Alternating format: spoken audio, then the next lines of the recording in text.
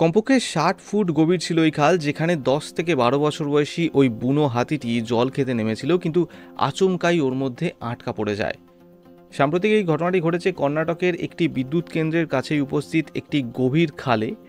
শোনা যাচ্ছে নাকি হাতিটি ১৫ই নভেম্বরের রাতে ওই এলাকায় জল খেতে আসে, কিন্তু ভুলবশত খালটির মধ্যে পড়ে যায়। ৬০ ফুট গভীর ওই খালটির কংক্রিটের তৈরি দেওয়াল ছিল মসৃণ এবং খাড়া, সেই কারণে বিশাল দেহ নিয়ে ওই দেওয়াল বেয়ে ওঠা একেবারেই অসম্ভব ছিল হাতিটির পক্ষে। হাতিটি পড়ে যাওয়ার পর সেই রাত থেকে শুরু করে কমপক্ষে ২৮ ঘন্টা ওইভাবে খালের মধ্যে আটকা পড়ে থাকে।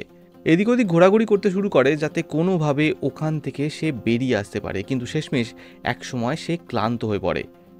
হাতিটি প্রায় হাল ছেড়ে দিয়েছে, এমন অবস্থায় বিদ্যুৎ কেন্দ্রের কর্মীরা বন বিভাগকে খবর দেন এবং ঘণ্টা খানেকের মধ্যেই শতাধিক বনকর্মী হাতিটিকে উদ্ধারের কাজে নামে। কিন্তু এখানে একটা সমস্যা হয়ে দাঁড়ায়। হাতিটিকে সোজা করে টেনে তোলা কোনোভাবেই সম্ভব ছিল না, কারণ এতে করে হাতিটি আঘাত পেতে পারত। তো এরপর বনকর্মীরা কি করে, ইঞ্জেকশনের মাধ্যমে হাতিটিকে কিছুটা অবশ করে শান্ত করে। তারপর ক্রেনের সাহায্যে একটি বড় লোহার জালের প্ল্যাটফর্ম ওই খালে নামানো হয়, যার সাহায্যে হাতিটিকে বেঁধে কোনো ক্রমে শেষমেশ উদ্ধার করা হয়।